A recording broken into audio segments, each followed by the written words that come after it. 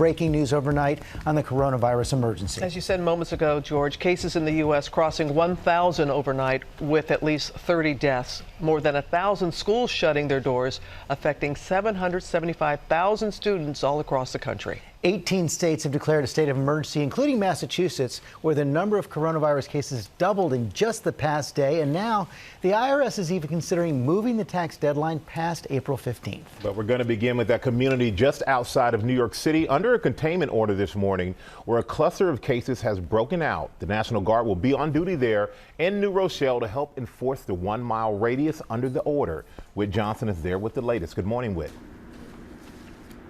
Michael, good morning. Officials tell us about 100 to 200 members of the National Guard will arrive here in New Rochelle tomorrow to help clean and sanitize schools, public areas, and even deliver food if needed.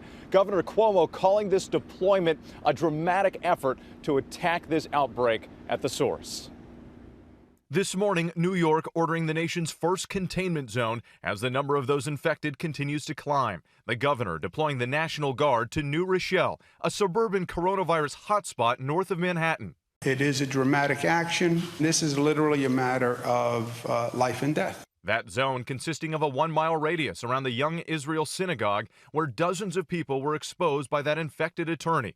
Schools and buildings that hold large gatherings will shut down for 2 weeks. But most businesses and grocery stores will remain open, and people will be able to enter and leave the area. You're not containing people, it's facilities. According to some residents, many are staying home. It's empty. I was there, and I'm there usually every weekend running errands. Stores were empty, and there's no one around. Among the new cases statewide, 2 school bus drivers testing positive.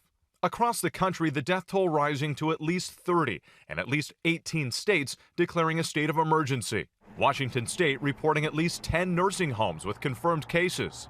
Infections in Massachusetts more than doubling, with at least 70 of the cases connected to a Biogen employee conference held in Boston last month. And in Minnesota, a 30-year-old patient now in critical condition after experiencing flu symptoms and visiting a health facility last week, but was sent home without testing. You have to start taking seriously what you can do now, that if and when the infections will come, and they will come.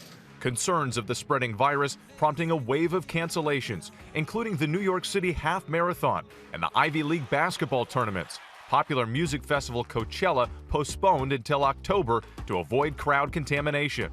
Major companies like Apple and Google encouraging their employees to work from home. And universities like UCLA, Duke, and Ohio State University are canceling in-person classes. Harvard University forcing students to move out of the dorms and take online classes instead.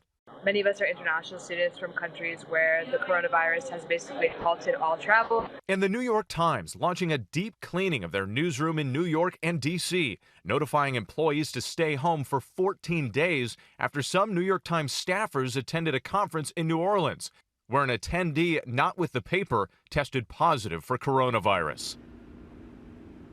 Despite assurances from the federal government, many local officials are still frustrated with the backlog and red tape when it comes to testing. In fact, we spoke to one infectious disease doctor in Massachusetts who says he has multiple patients showing possible symptoms and he still can't get them tested.